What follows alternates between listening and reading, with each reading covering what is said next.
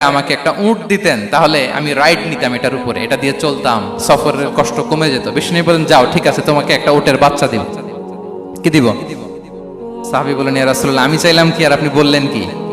আমার তো লাগবে এমন উট যেটা দিয়ে মরুভূমিতে চলা যায়। বিষ্ণু বলেন ওই উটটাও তো অন্য কোনো না কোনো উটের বাচ্চা। সুবহানাল্লাহ পড়বেন না? ছোট্ট কথা দেখেন কি রসিকতা, কি সেন্স অফ হিউমার। সুবহানাল্লাহ। সাহাবীদের সাথে এক কাতারে মিশে কাজ করতেন, নিজ হাতে সাহাবীদের সাথে মিশে কি করেছেন? মসজিদে নববী নির্মাণ করেছেন। পঞ্চম হিজরিতে নিজে মরুভূমির বালু খনন করে পেটে পাথর বেঁধে পরীক্ষা খনন করেছেন সাহাবীদের সাথে। True leader. শুধু তাই নয়, সাহাবারা ভালো পরামর্শ দিলে সেটা অ্যাকসেপ্ট করতেন। আমাদের মধ্যে অনেকের একটা ইগোইস্টিক ঝামেলা আছে, বাড়ির কাজের মেয়ে বলছে, কাজের ছেলে বলছে, এই আমার স্টাফ বলছে, এটা আমি কেন শুনবো? এরকম একটা মেন্টালিটি অনেকের আছে না নাই? অনেক সময় তাদের মধ্য থেকেও ভালো পরামর্শ আসতে পারে না? বলেন পারে কিনা? বিশ্বনবী দেখতেন কেউ ভালো পরামর্শ দিলে সেটা পিক করতেন, নিয়ে নিতেন। বদরের যুদ্ধে মুসলিম সৈন্যরা কোথায় ক্যাম্প করবে, বিশ্বনবী হঠাৎ একটা জায়গায় ক্যাম্প স্থাপনের নির্দেশনা দিলেন। হাব্বাব ইবনুল মুনজির রাদিয়াল্লাহু তাআলা আনহু তিনি বললেন ইয়া রাসূলুল্লাহ অনুমতি দিলে একটা কথা বলবো। কি কথা? এই যে আপনি ক্যাম্প স্থাপন করলেন এখানে, এটা কি আল্লাহর আদেশে না আপনার ইচ্ছায়? নবী বললেন আমার ইচ্ছা, এটা আল্লাহর আদেশ নয়। তাহলে ঠিক হয় নাই, লোকেশন সিলেকশন ঠিক হয় নাই। তাহলে কোথায়? হাব্বাব বললেন ইয়া রাসূলুল্লাহ ওই যে কূপ দেখা যায় ওখানে, দ্যাটস আওয়ার লোকেশন, ওখানে করলে ভালো হবে। কেন? বলতেছে আমরা ওখানে ব্যারিকেড দিয়ে রাখবো, পানি আমাদের কন্ট্রোলে থাকবে, কুরাইশরা পানির অভাবে যুদ্ধ ছাড়াই মরবে, আমরা পানি খেয়ে যুদ্ধ করবো। সুবহানাল্লাহ বলেন। বিশ্বনবী সাথে সাথে হাব্বাবের কথা মেনে নিলেন, বলে যে না, আমি যে ডিসিশন দিয়েছি সৈন্যদের মধ্যে আবার ছড়িয়ে দাও, we should change our location. আল্লাহু আকবার। তাহলে সাহাবাদের সাথে ইন্টারেকশন কি ফ্র্যাঙ্কলি, কি ওপেন মাইন্ডেড। সুবহানাল্লাহ বিহামদি। তাহলে শিশুদের সাথে গেল, বড়দের সাথে, সাহাবাদের সাথেও গেল। আল্লাহ। আচ্ছা, 3 নম্বরে স্টাফের সাথে, কর্মচারীর সাথে, সেবকের সাথে বিষ্ণু ইসলাম কি আচরণ করেছেন? বিষ্ণু ইসলামের অনেক খাদেম ছিল, সিরাতে এসেছে। সবার কথা তো বলা যাবে না, একজনের কথা বলি, আনাস রাদিয়াল্লাহু তাআলা আনহুর কথা। আনাস, লক্ষ্মীপুরে আমি এক জায়গায় ওনার কোন একটা ওয়াজ করতে যেয়ে আমি বললাম আনাস নামটা কেমন লাগে, কারণ অনেকে বাচ্চা নিয়ে এসে বলে হুজুর নাম রেখে দেন। তাই আমি বললাম আজকে এখানে নাম দিয়ে দেই আনাস, এই বছর এই লক্ষ্মীপুরে যত বাচ্চা হবে যাদের মনে চায় আনাস রেখে দিয়েন। 3-4 বছর পরে শুনি আনাস দিয়ে লক্ষ্মীপুর ভরে গেছে। অনেকে আমাকে জানাইছে ছেলের নাম কি আনাস, তো বলে যে ওই যে হুজুর আপনি 19 সালে আমাদের লক্ষ্মীপুরে এসে বলছিলেন, ওই কথা থেকে আমরা পেটে ছিল বাচ্চা, আমরা নিয়ত করে ফেলছি আনাস রাখবো। আনাস নামটা অনেক সুন্দর না? সাহাবাদের নামগুলো চুজ করে করে ছেলেদের নাম রাখবেন। উনি ছিলেন বিষ্ণু ইসলামের খাদেম। কোনদিন তিনি কোন ওনার স্টাফকে, সেবককে, খাদেমকে মারধর করেন নাই, কোনদিন না। আমরা তো পান থেকে চুন খসলে আল্লাহ, বাংলাদেশে ওই যে লোহার খুন্তি গরম করে কাজের মেয়ের পিঠে শেখা দেয়া হয়, এরকম আছে না নাই? ডাকাত বলেন। মানবাধিকার কর্মী, আবার নারী আন্দোলনের বড় নেত্রী, কিন্তু ঘরের ভেতরে দেখা যায় তার আসল চরিত্র। কারো আসল চরিত্র যদি জানতে চান কয়েকটা জায়গায় নক করলে জানা যায়। এক হচ্ছে তার বউ, তার ব্যাপারে কি বলে, তার স্ত্রী। এরপর তার ড্রাইভার কি বলে, তার ঘরের কাজের মহিলাটা কি বলে। এদের কাছে নক করলেই আপনি বড় সাহেবের আসল তথ্য পেয়ে যাবেন। কথা বুঝতে পেরেছেন? আনাস রাদিয়াল্লাহু তাআলা আনহু বলেন খাদিমতুন নাবিয়্যা 10 সিনিন ফামা ক্বালা লি উফ ফামা ক্বালা লি লিমা সানা'তা ওয়ালা লিমা লা সানা'তা। আমি 1 বছর 2 বছর নয়, 10 বছর বিশ্বনবীর খাদেম ছিলাম। আওয়াজ করে বলেন তো কয় বছর? একদিনের জন্য আমার কোনো কাজে বিরক্ত হয়, উহ ইস আরে, বিরক্ত হয় আমরা এগুলো বলি না? একদিনের জন্য বলে না, একদিন, একটি মুহূর্তের জন্য। এই 10 বছরে একটিবারও প্যারা নবীজি বলেন নাই আনাস এটা কেন করলে? একবারের জন্য বলে নাই আনাস এটা করলে না কেন? একবারের জন্য তিনি বলেন। আনাস রাদিয়াল্লাহু তাআলা আনহু বলেন একদিন একটা কাজে, সম্ভবত জুব্বা আনতে আমাকে বিষ্ণু পাঠিয়েছিলেন।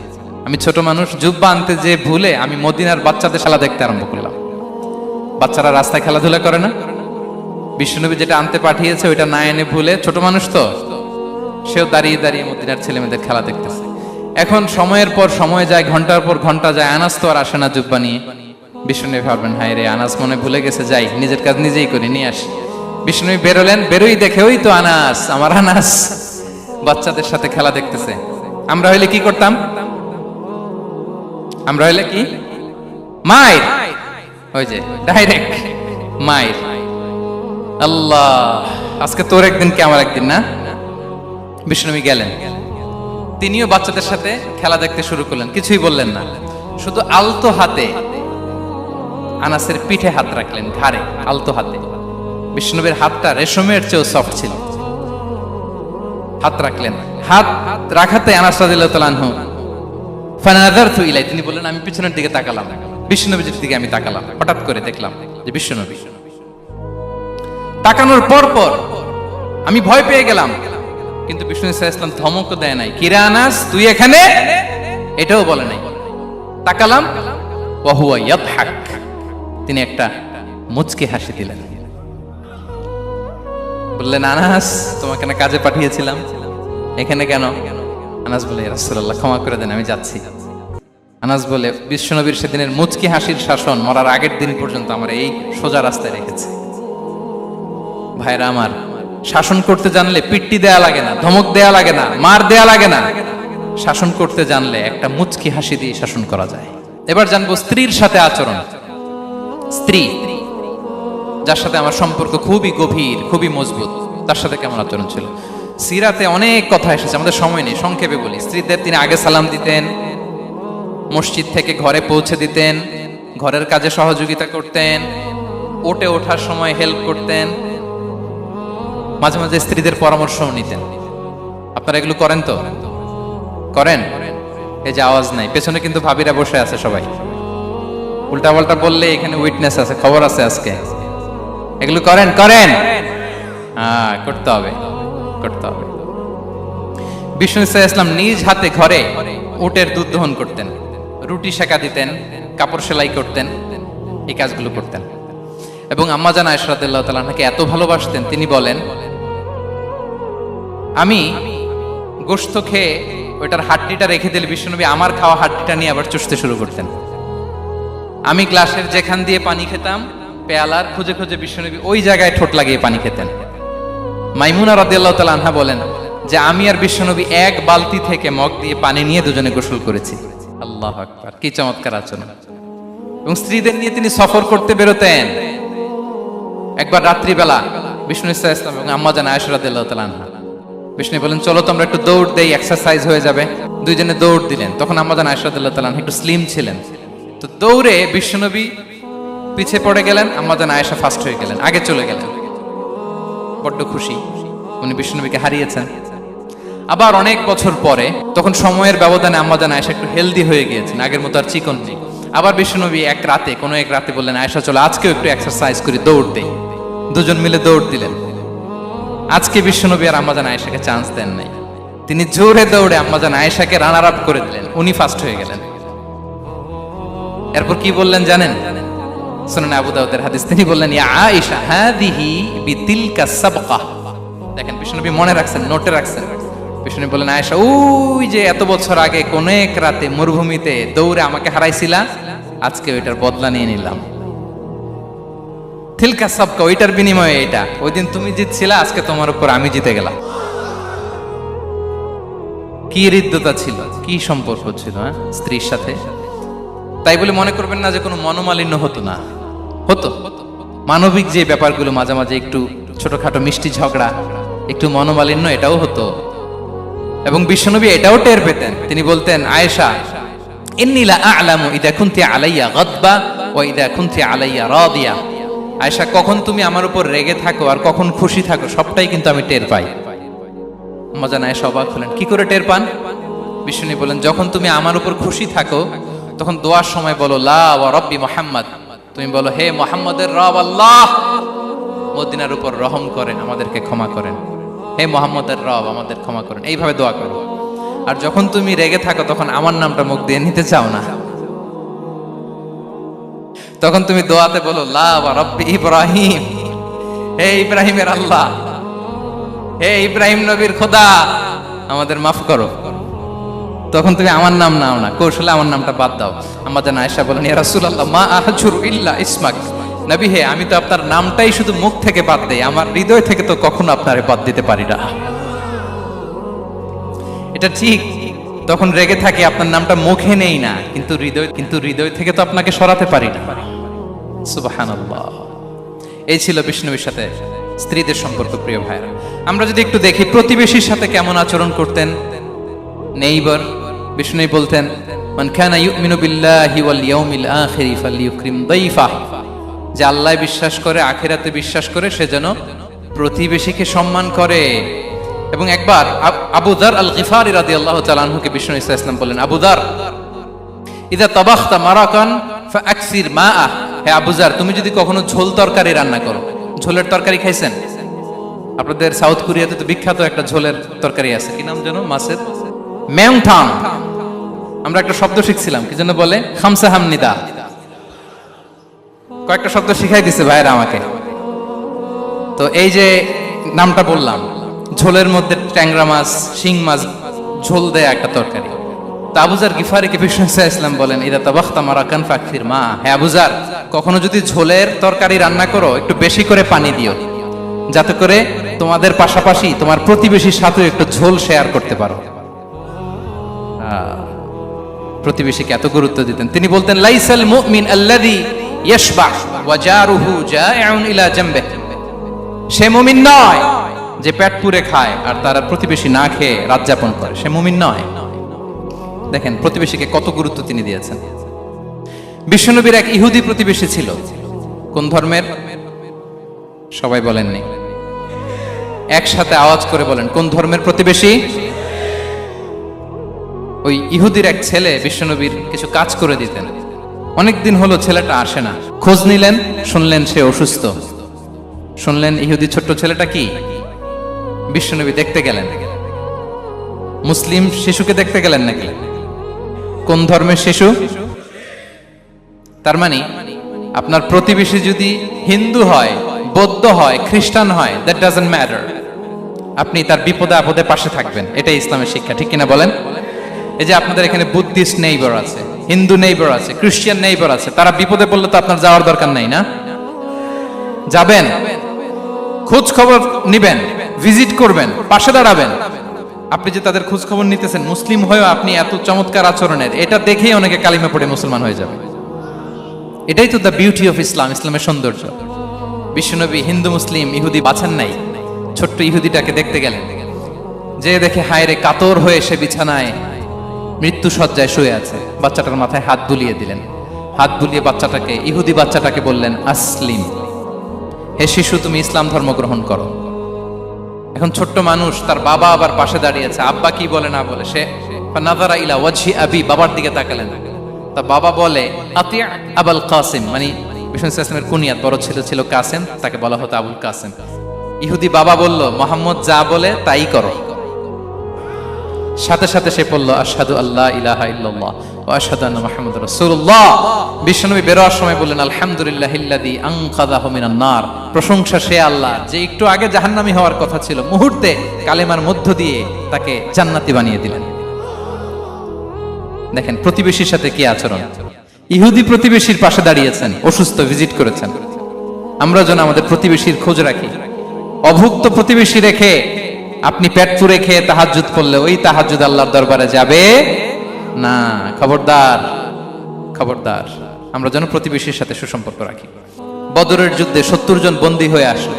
বিশ্বনবী 70 জনকে সাহাবাদের মধ্যে ভাগ করে দিলেন। বললেন, তোমরা খারাপটা খাবে, বন্দীদেরকে ভালোটা খাওয়াবে। কি নমুনা স্থাপন করেছে ইসলাম। সুমামা ইবনে উসাল রাদিয়াল্লাহু তাআলা আনহু নামে এক যুদ্ধবন্দীর ছোট্ট ঘটনা বলে আমি পয়েন্টটা শেষ করছি। ইয়ামামার বড় লিডার ছিলেন, যুদ্ধবন্দী হয়ে মদিনায় আসলেন। নাম সুমামা ইবনে উসাল রাদিয়াল্লাহু তাআলা আনহু। তখন মুশরিক ছিলেন, যুদ্ধবন্দী হিসেবে আনা হলো। তাকে মসজিদে নববীর পিলারের সাথে রশি দিয়ে বাঁধা হলো। বিষ্ণু বললেন, সুমামা, কি অবস্থা তোমার, কেমন লাগে, তোমার সাথে কেমন আচরণ করা হবে বলো? বললেন, মুহাম্মদ, তুমি চাইলে মারতেও পারো, বাঁচিয়েও রাখতে পারো। বিষ্ণু বললেন, সুমামা, এ দুনিয়াটাই শেষ নয়, আখিরাতে বিশাল এক জগৎ পড়ে আছে। তুমি যদি শাহাদা বাক্য পড়ো, আমাদের ভাই হয়ে যাবা। তোমার সেফটি সিকিউরিটির দায়িত্ব আমাদের, আমরা তোমরা সবাই মিলে এক। তারপর একে একে বিশ্বনবী তার সাথে ইসলামের সৌন্দর্যগুলো তুলে ধরলেন। সালাত কি, যাকাত কি, এগুলো বুঝালেন। বাড়িতে যেয়ে বললেন সবচেয়ে ভালো খাবার রান্না করো, একজনকে দিয়ে মসজিদে পাঠালেন।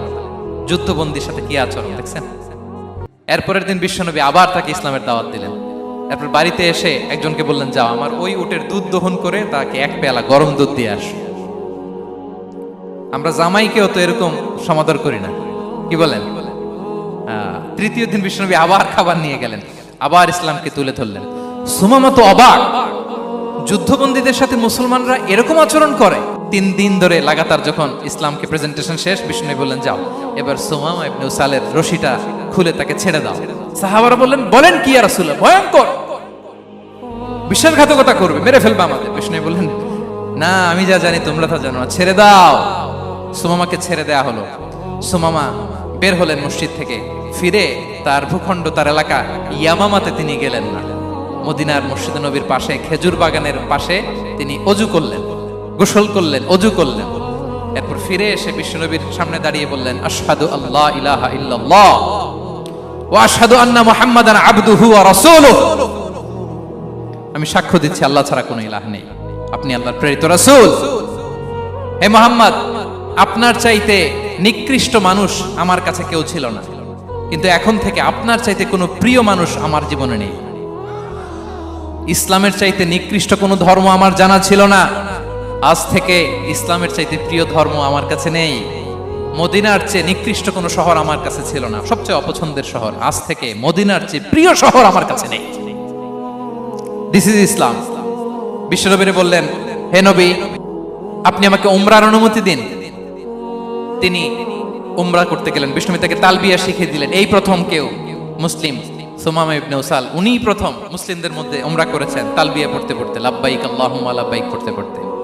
উমরা করা শেষে ইয়ামামা থেকে গম আসতো মক্কায়, ওই গম পিষে রুটি বানিয়ে মক্কাবাসী খেয়ে বেঁচে থাকতো। উনি ঘোষণা দিলেন, মুহাম্মাদের অনুমতি ছাড়া ইয়ামামার একটি গমের দানা আজ থেকে মক্কায় পৌঁছবে না। সুবহানাল্লাহ পড়বেন না? এই যে আমেরিকা যে ইকোনমিক স্যাংশন দেয়, এটা শিখছে সুমামা উমামা ইবনে উসাল রাদিয়াল্লাহু তাআলা আনহুর কাছ থেকে। আল্লাহু আকবার। তিনি বললেন, একটা গমের দানা পচবে না, ওনারা আর রুটি খেতে পারে না। গমের দাম বেড়ে গেল। বিষ্ণুর কাছে চিঠি লিখে পাঠালেন, হে মুহাম্মদ, তুমি যদি উমামারে না বলো আমরা না খেয়ে মরব। পরে বিশ্বনবীর হস্তক্ষেপের মধ্য দিয়ে আবার ইয়ামামা থেকে গম আসা শুরু হয়েছে। সুবহানাল্লাহ পড়েন। প্রিয় ভাইয়েরা, তাহলে বন্দীদের সাথে, যুদ্ধবন্দীদের সাথে বিশ্বনবীর আচরণ কেমন ছিল টের পেয়েছেন? ভিক্ষুকের সাথে কি আচরণ? বিশ্বনবী কখনো না বলতে পারতেন না। কেউ হাত পাতলে কি বলতে পারতেন না? পারতেন না। এক ভিক্ষুক এসে বলে, এই মুহাম্মদ, দাও, তোমার কাছে কি আছে দাও। নবী তখন চাদর পরা ছিলেন। চাদর ধরে এমন জোরে টান দিছেন, বিশ্বনবীর ঘাড়ের চামড়া এখানে ছিঁড়ে গেছে, চামড়ায় দাগ পড়ে গেছে। বিশ্বনবী তার দিকে তাকিয়ে, ওই যে মুচকি হাসির ম্যাজিক, আবার মুচকি হাসি, মুচকি হাসি দিয়ে বললেন, যাও তাকে কিছু দিয়ে দাও। সুবহানাল্লাহ পড়বেন না? আচ্ছা, ভিক্ষা করতে আইসা যদি আপনার জুব্বা ধরে টান মারে, জামার কলার ধরে টান মারে, এই দে, কি করবেন বলেন? ওই যে মায়ের, মানে ডানে বায়ে আর কোনো সলিউশন নাই, খালি মায়ের, আইজো মায়ের, খাইলো মায়ের। দেখেন, ভিক্ষা করতে এসে জামা ধরে টান দিয়ে ঘাড়ের চামড়ায় এখানে দাগ ফেলে দিয়েছে, কিন্তু বিশ্বনবী হাসি দিয়ে সলিউশন করলেন। সুবহানাল্লাহ পড়েন। শত্রুদের সাথে তিনি কেমন আচরণ করেছেন? আল্লাহ, তায়েফের ময়দানে রক্তাক্ত হয়েছে, রক্তাক্ত। পাহাড় রক্ষী ফেরেশতারা বলে, নবী আপনাকে রক্তাক্ত করেছে? তায়েফে কেন গেছিলেন বিশ্বনবী? জমির বায়না করতে না? তায়েফে জমি কিনতে গেছিল না? তায়েফবাসীকে জাহান্নামের আগুন থেকে বাঁচাতে রক্তাক্ত করা হয়েছে। পাহাড় রক্ষী ফেরেশতারা বললেন, নবী একটা আদেশ দেন, দুই দিক থেকে চাপা মেরে পুরো তায়েফবাসীকে মাটির সাথে মিশিয়ে ফেলবে, মাটির সাথে মিশে যাবে। বিষ্ণু বললেন, না না, তারা হয়তো ঈমান আনে নাই, তাদের ভবিষ্যৎ প্রজন্মের কেউ না কেউ লা ইলাহা পড়বে, কেউ না কেউ লা ইলাহা জপবে। তাই হয়েছে। তায়েফে যদি যান, আল্লাহু আকবার, মসজিদ আর মসজিদ, শান্তি আর শান্তি। আল্লাহু আকবার। উহুদের ময়দানে দাঁত শহীদ হয়েছে, রক্তাক্ত হয়েছে, হেলমেট ভেঙে কপালে পাথর ঢুকেছে। ফেরেশতারা বললেন, আদেশ দেন উহুদ পাহাড় তাদের ঘাড়ের উপরে বসিয়ে। বিষ্ণু বললেন, না। বিষ্ণু বললেন, না, আল্লাহুম্মা হদি কওমি ফাইন্নাহুম লা ইয়ালামুন। আল্লাহ আমার কওমকে ক্ষমা করে দেন, ওরা বুঝে নাই। দেখেন, শুধু ক্ষমাই চান নাই যে আল্লাহ ওদেরকে মাফ করে দেন, ওদের হয়ে কৈফিয়ত দিয়েছেন আল্লাহকে, এক্সকিউজ দিয়েছেন। আল্লাহ কেন কেন ক্ষমা করবেন? কারণ ওরা বুঝে নাই। এক্সকিউজ দিয়েছেন, তাদের হয়ে কৈফিয়ত দিয়েছেন। এই ছিল শত্রুদের সাথে বিশ্বনবীর আচরণ। যুদ্ধের ময়দানে ঘোষণা দিতেন, খবরদার, ওদের নারীদের গায়ে হাত দিবে না, শিশুদের গায়ে হাত দিবে না, গবাদি পশু কোনো পাদ্রীর গায়ে হাত দিবে না। গোটা বিশ্বের কেউ, কোন যুদ্ধের সেনাপতি যুদ্ধের ময়দানে এমন মানবতা দেখাতে পারে না। চিল্লায় বলেন ঠিক কিনা?